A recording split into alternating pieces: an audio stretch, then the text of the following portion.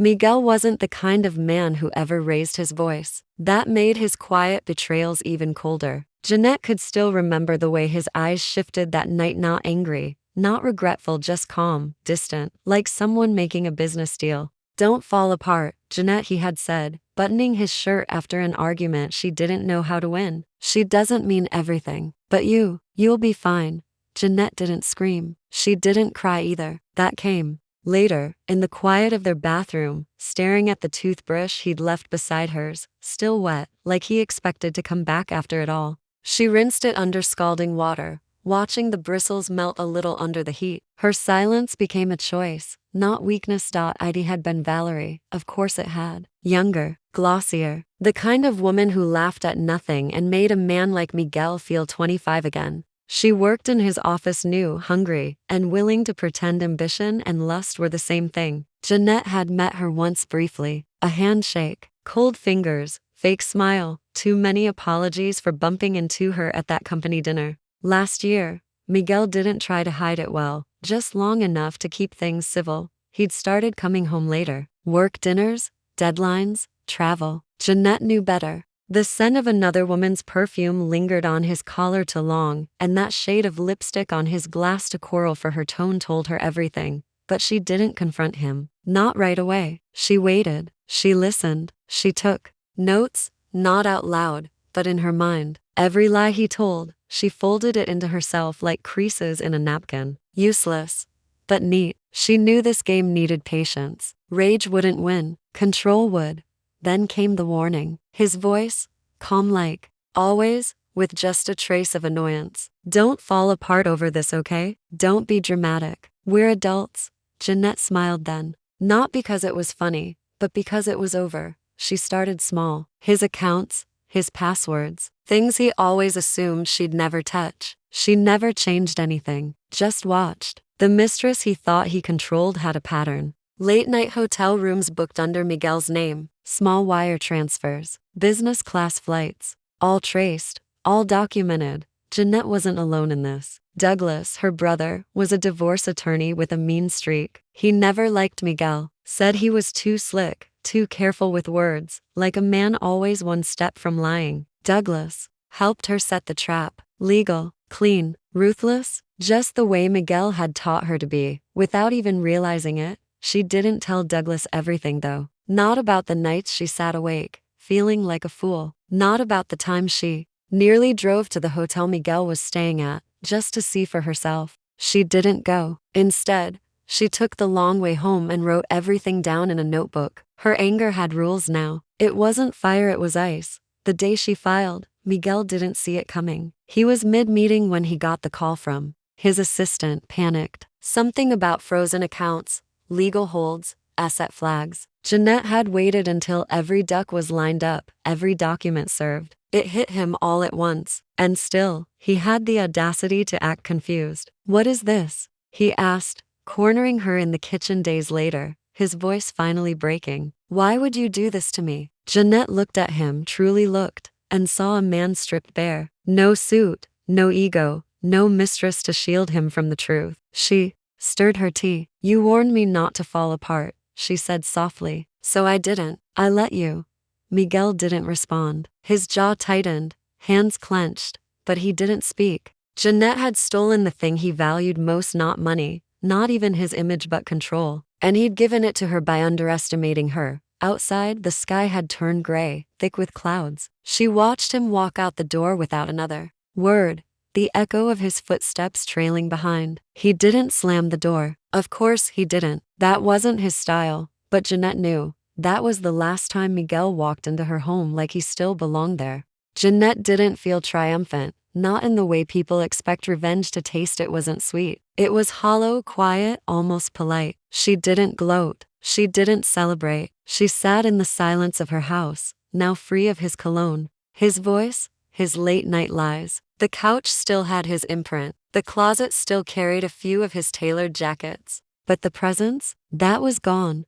People around her whispered. Friends took sides, some silently, some boldly. A few called to check in, their voices tight with curiosity, not concern. One even asked her, with false sympathy, "Do you think Maybe you pushed him away? Jeanette had laughed not because it was funny, but because it was ridiculous. She didn't answer. Some people don't deserve explanations. Valerie predictably went public after the papers hit. A photo surfaced of her and Miguel leaving a restaurant. She wore dark sunglasses, as if being his arm candy made her someone. Miguel looked tired, not like a man who'd won. He looked like someone trying too hard to make a new narrative stick. Douglas came over the next weekend, bringing whiskey and takeout. He sat at her kitchen table, watching her like he was waiting for her to crack. You good? He asked finally. Jeanette nodded, her expression unreadable. Better than he is. Good. He tapped his fingers on the table. Because the next part's gonna get loud. He's not gonna take this lying down.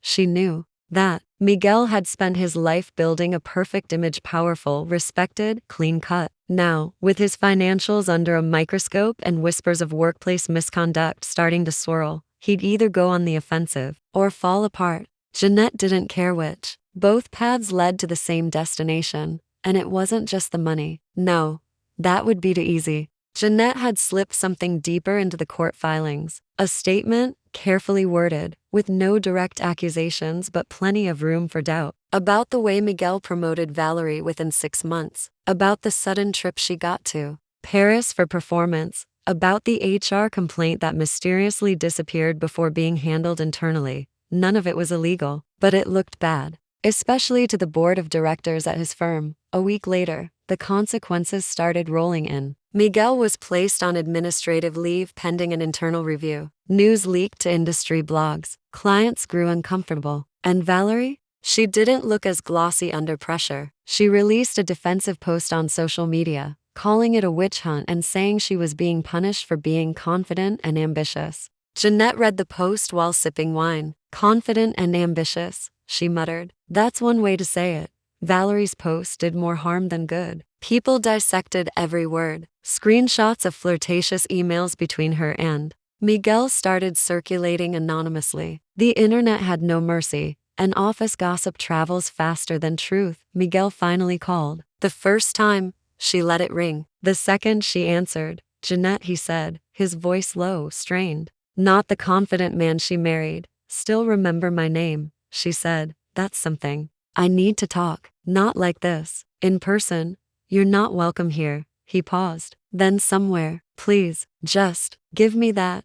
She should have said no, she knew that. But some part of her wanted to see him again, face to face. Not to forgive, not to fix, but to look him in the eye while he stood in the rubble he built. They met at a small coffee shop downtown, neutral ground. Miguel looked older, thinner. The tailored suit hung a little looser. His hands shook slightly when he reached for his cup. I never meant for it to get this far, he said. Valerie wasn't supposed to be anything serious. Just a mistake. One I lost control of. Jeanette watched him calm. And I was supposed to stay quiet, smile, play house? No, he said quickly. I just didn't expect you to burn it all down. I didn't burn anything, she replied. I just moved out of the way. You lit the match. Miguel swallowed hard. He looked like he wanted to apologize or justify or plead, but Jeanette didn't give him space for any of it. She stood up, placed a 20 on the table. Next time a man warns a woman not to fall apart, she said, he should be ready for what she builds instead. She left him there, in that overpriced cafe, holding a cup he no longer had the appetite for. The aftermath came quietly, but it cut deeper than expected. Miguel didn't go down screaming. He faded slowly, awkwardly as people began distancing themselves from him like he was contagious. The board at his firm voted to remove him, temporarily, which was their polite way of saying indefinitely. His professional reputation, once pristine, now had just enough dirt on it to make people uneasy. Clients withdrew deals. Investors backed out. And Miguel? He stopped showing up in tailored suits. His TIs got looser, his smile more forced. Jeanette didn't keep tabs obsessively. She didn't need to. People told her things. Co-workers of his who used to treat her like the wife now treated her like some kind of quiet legend. They whispered with a strange kind of respect, not loud enough to be supportive, but enough to say, we underestimated you. She didn't care for praise. She just liked that they finally shut up. Valerie, on the other hand, was unraveling faster than Miguel. It turned out, She was used to attention, but not scrutiny. Someone had leaked the HR files to an online forum. The office girl who once smiled through glossy lips now showed up late, avoided eye contact, and eventually went on medical leave. Her Instagram, once full of Paris-filtered selfies and motivational quotes, went dark. Douglas joked one night over dinner, "You know you're trending on LinkedIn?" Jeanette raised a brow. "You're joking." He pulled out his phone. Some junior associate from Miguel's firm wrote this post about how strong women set boundaries. "Pretty sure she's talking about you." Jeanette laughed. The sound. Real this time. "God, I didn't ask for any of this." Douglas leaned back. "No, but you earned it. You stayed classy while turning the knife." "That's rare." Still, beneath the satisfaction, a kind of fatigue settled in. Jeanette had won in every way that counted. But victory didn't erase the years she gave to a man who saw her as a placeholder. She thought of all the anniversaries spent waiting up, all the dinners where she pretended not to notice his wandering eyes. Those memories didn't vanish just because justice had come. They lingered, like scars under silk. One evening, Jeanette visited her old therapist, someone she hadn't seen in over a year. She sat on the leather couch, hands folded, eyes sharp. So the therapist began gently. "How are you feeling now that the storm has passed?" Jeanette hesitated. "Free," she said, then added, "and strangely sad." The woman nodded, as if expecting that. Sadness doesn't mean regret. It just means something ended, and endings hurt, even if you chose them. That made sense. Not everything had to be black and white. Jeanette wasn't mourning Miguel. She was mourning the years she believed he loved her back the way she loved him. Mourning the version of her that waited, that tried, that forgave too easily. Later that week, Miguel called again. She almost didn't answer, but curiosity won. His voice was smaller this time. No tone, no edge, just a man sitting in a mess of his own making. "I sold the condo," he said. "Too many memories. I'm thinking about leaving the city." Jeanette said nothing, just listened. "I thought I had it all figured out," he admitted. "I thought I could have you and still have that thing with her, that it wouldn't really matter." "It always matters," she said quietly. "I know that now. I wish I'd realized it before I lost everything." Jeanette didn't offer comfort. She wasn't his anymore. "Good luck, Miguel," she said softly. "Whatever you do next, don't forget who helped you get there." He sighed, and she could feel the weight of it, like a man finally understanding the cost of his arrogance. Then he hung up. That was the last time she heard his voice. Weeks passed. Then months. Jeanette didn't chase anything new. She didn't go on revenge dates or post triumphant selfies. She lived. She woke up without knots in her stomach. She cooked for herself. She laughed with Douglas. She started writing again. Something she hadn't done in years, and one rainy afternoon, as she cleared out old boxes from the hall closet, she found that notebook. The one she kept during the unraveling. Notes, dates, thoughts scribbled in margins. She flipped through it slowly, page by page. Then, without thinking twice, she tore it apart clean and deliberate and threw it into the fireplace. Not out of anger, but closure. She no longer needed the story. She had survived it. Summer rolled in late that year, warm and lazy, like the world itself had slowed down to catch its breath. Jeanette moved differently now. She wasn't rushing anymore, not for anyone, not for anything. Her days had a rhythm she controlled. Mornings were for quiet walks and too strong coffee. Afternoons, she worked on a project. Douglas had roped her into helping organize a legal outreach for women caught in toxic marriages. She didn't speak about her own, not unless someone asked directly. And even then, she kept it short. She wasn't her pain anymore. One morning at the outreach office, a woman sat across from her. She was mid-30s, nervous, biting the edge of her nail. Her voice shook as she explained how her husband gaslit her for years, how everyone said she was overreacting, how she stayed for the kids. Jeanette didn't flinch. She just listened, gently placing a hand over the woman's paperwork. "You're not crazy," she said. "And leaving doesn't make you cruel. It makes you free." The woman stared at her, eyes wet. "Did you leave too?" Jeanette smiled, soft but certain. "No, let him leave himself." She didn't go into detail, but the woman understood. That day, Douglas watched her as she packed up a few files. "You're really doing something here," he said. "Not just paperwork, you're giving them something to stand on." Jeanette shrugged. "I'm just telling the truth." But deep down, She knew it was more than that. She was giving them what she never had, someone who didn't look away when things got hard. Later that week, Douglas surprised her with a small dinner party. Just a few people, he said. You need to let Joy back in the room.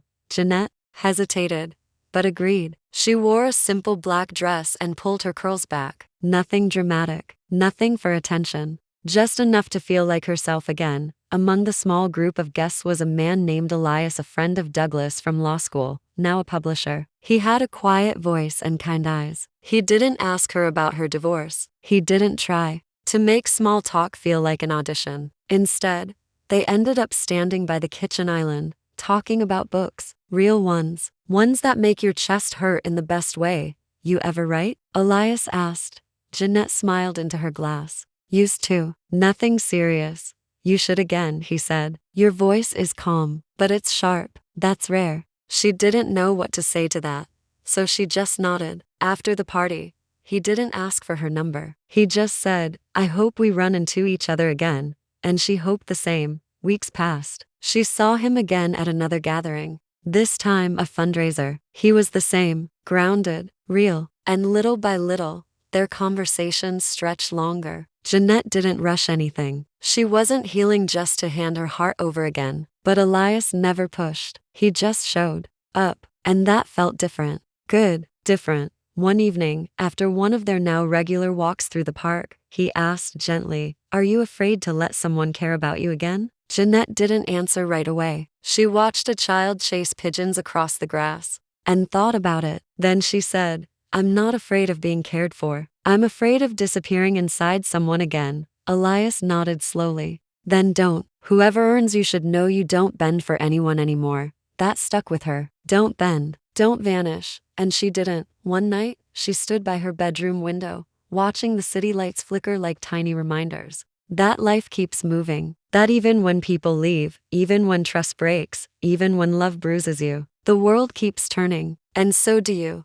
Miguel was just a name now, a chapter closed. A man who warned her not to fall apart, but never thought she'd rebuild stronger than he ever imagined. And Jeanette, she was still building, not for him, not for revenge. Autumn crept in softly, the air turning crisper, leaves losing their grip on the trees. Jeanette always loved this season, not because of the pumpkin-scented everything or the way the city lit up in shades of gold, but because it was honest. Autumn didn't pretend. It let go of what didn't serve it anymore. It let things fall. She was walking through an outdoor book market on a quiet Sunday when she heard someone call her name. Jeanette, she turned, surprised. It was Valerie.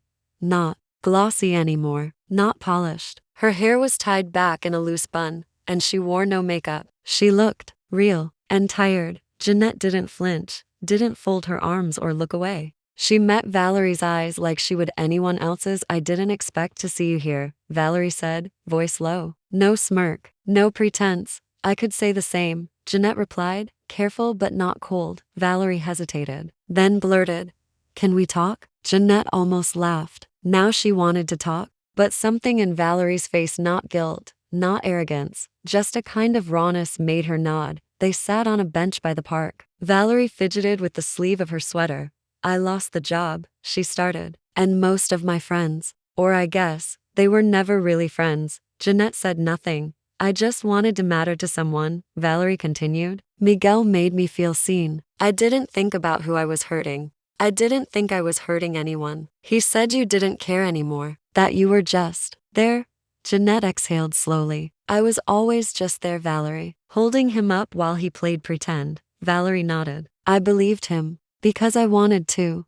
That stung. Not because it was new, but because it was honest. Jeanette tilted her head. What do you want from me now? Valerie blinked. Nothing. I needed to say it out loud. That I'm sorry. Not just for what I did, but for believing you were someone I could step over without consequence. The silence that followed was heavy, not awkward, just full. Jeanette didn't forgive her. Not right then. Maybe not ever. But she didn't hate her either. Hate would have taken too much space in a heart she was learning to protect. I hope you figure yourself out, Jeanette said simply, then stood and walked away. She didn't look back. That night, Elias called. Not to ask for anything, just to check in. I had a weird run-in today, she told him, With who? Someone who tried to erase me. But it turns out, she was just lost herself. Elias was quiet for a second, then said, sounds like you saw her for who she really was. Not everyone can do that. Jeanette smiled. Yeah, I guess I did. After they hung up, she pulled a dusty box from the top shelf of her closet. Inside were old photos, anniversary cards, dried out pens, and a tie of Miguel's she never got around to tossing. She went through them one by one, not to feel sorry, but to remember the version of herself who thought those things mattered. She kissed one of the photos, not for Miguel, but for the woman in it who tried so hard to be enough. Then she put it all in a trash bag. Outside, she watched the wind carry leaves across the street, each one letting go without apology. She understood.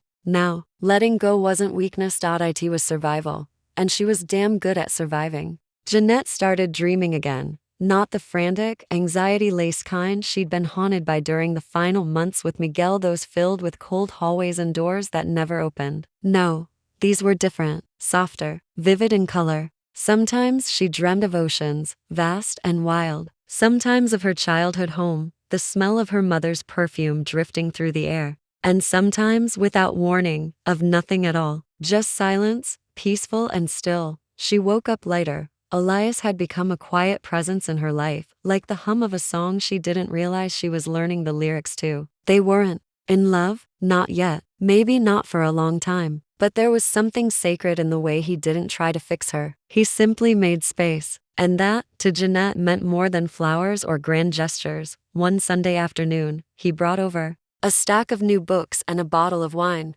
They sat on the balcony as the sun dipped behind the city skyline. I've been thinking about something, he said, fingers tapping the wine glass. Dangerous, she teased. He chuckled. You should write, really write, not for work, not for court, for you. Jeanette raised an eyebrow. About what? Divorce? About everything. The way you see people, the way you survived. She leaned back, considering it. She had notebooks full of fragmented thoughts, journal entries, scribbled scenes that never saw the light of day. Maybe it was time.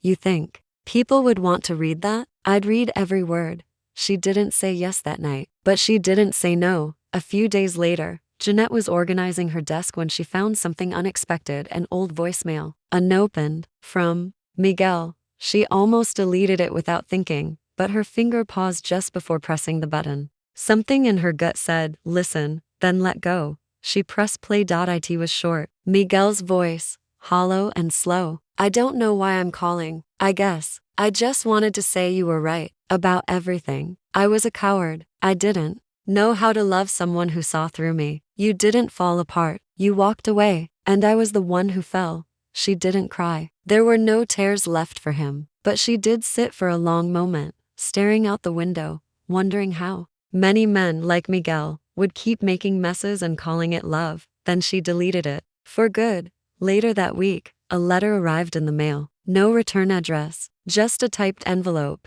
Inside was a short note. You probably hate me. I don't blame you, but I needed you to know that I got help, real help, and maybe that's because of you. I wanted to destroy you, and you let me destroy myself instead. I'll live with that. I hope you keep rising. It wasn't signed, but she didn't need a name. Jeanette folded it once, twice, and tucked it into the back of her drawer, not out of forgiveness, but because it was part of the truth, part of the long, winding path she'd walked to get here. That night, she sat at her desk and opened a new document. Blank page, clean slate, and she began to write, not about Miguel, about herself, about a woman who didn't just survive betrayal. She dissected it, named it, and walked away without begging anyone to see her pain. She titled the piece, The Day I Smiled and Let Him Lose Everything. Jeanette's fingers moved slowly across the keys, her breath steady, her focus sharp. The words didn't spill out all at once. They came in pieces, in waves, sometimes soft, sometimes slicing. She wrote late into the night,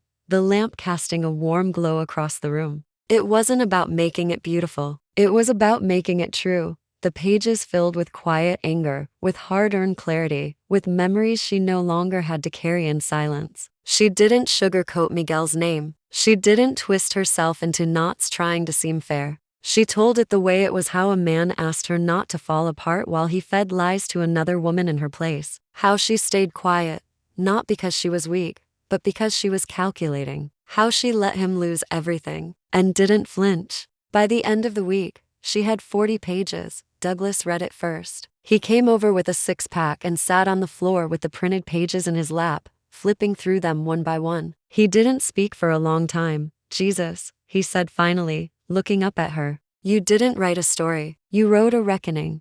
Jeanette didn't smile. Too much. No, not enough actually. This is what people need. This is what women need. I don't want to be famous for being betrayed. You won't be, Douglas said. You'll be remembered for the way you didn't let it break you. Elias read it next. He was quieter, thoughtful. He ran his fingers along the margin of the last page, eyes soft. It feels like a goodbye, he murmured. Jeanette looked at him. Maybe it is. Not to me, he said. To her, the woman who waited, the one who thought silence was strength, that stayed with her. She submitted it anonymously to a few digital magazines. No expectations. Just to let it go. To release it into the world the same way she'd released everything else connected to Miguel. It went viral in 3 days. The comments were endless. Women, mostly, telling her they saw themselves in every line. That they finally understood why leaving wasn't failure. That staying quiet for too long makes the noise louder inside your head. People guessed at the author's identity, speculated, debated, but Jeanette stayed quiet. She didn't need credit. She had peace. Miguel, unsurprisingly, reached out. A single message through a private email.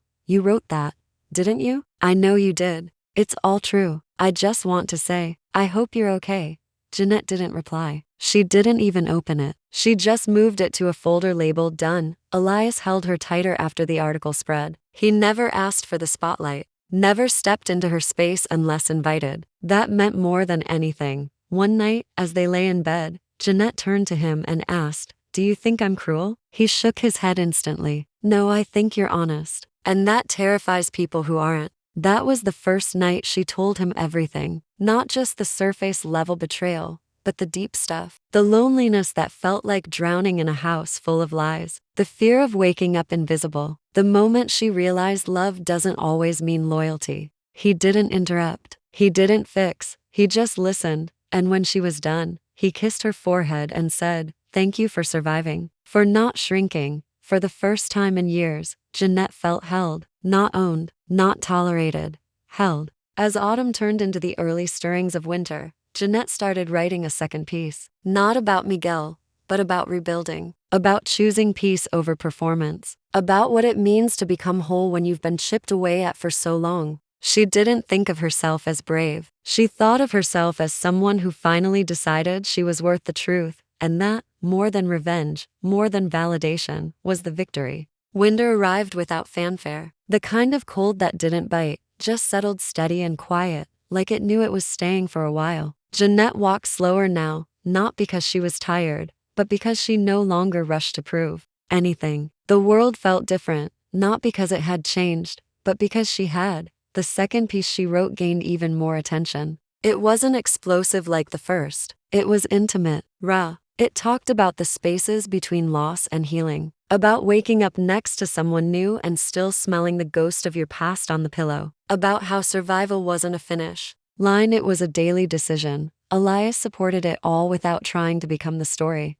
He read her work like scripture, not to quote it, but to understand it. He never once made her feel like she owed him anything for his kindness. Jeanette liked that, needed that. With Miguel, love had always been transactional. With Elias, it was just, present, steady. The first publishing house that contacted her wanted to turn her story into a book. I'm not sure I want my name on it, she told the editor. Why not? The woman asked, curious, not pushy. Because this isn't about me. It's about every woman who kept quiet when she should have screamed. Every one of us who made ourselves small to keep someone else comfortable. The editor paused, then said, Then let's make it for them. They struck a deal, modest, simple. Jeanette retained her voice, her pace, her rules. It wasn't about the money. It was about permanence. The day she signed the contract, she didn't celebrate. She took a walk. Past the cafe where she last saw Miguel. Past the bookstore where she first imagined her name on a spine. Past the street where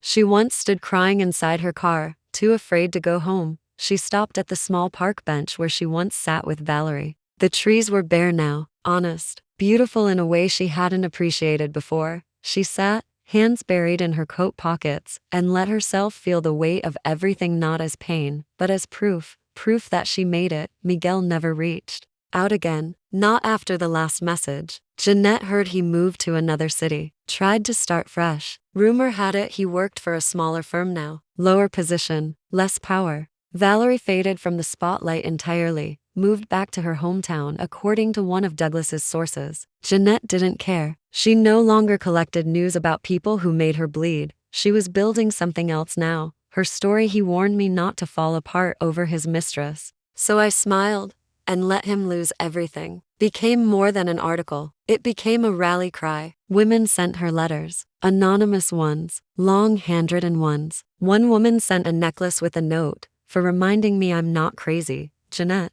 kept every letter. One snowy morning, she stood in front of a full mirror, just after a shower. No makeup, damp curls, faint scar on her collarbone from when she once tripped trying to carry too many things alone. A metaphor, she now realized, for her entire past life. She looked at herself and whispered, "You didn't fall apart," and the mirror whispered back, "No, you didn't. You let him." Elias joined her moments later, wrapping a blanket around her shoulders. He didn't speak. He just kissed the side of her head and stood behind her, both of them staring into the reflection. "I think I'm ready," she said softly. "For what?" "To live without flinching." That spring, her book released. No launch party, no spotlight, just shelves being filled with her truth. Women found it, bought it, underlined the pages, passed it to each other like a survival guide. No fanfare, just impact. Jeanette sat on her balcony the night it hit the bestseller list. Elias brought her tea. She didn't toast, she just smiled, because in the end, Miguel warned her not to fall apart, and she didn't. She rose and let the world watch him lose everything he thought he owned, including her. The end. Let me know if you want another story, a spin-off, or something else entirely.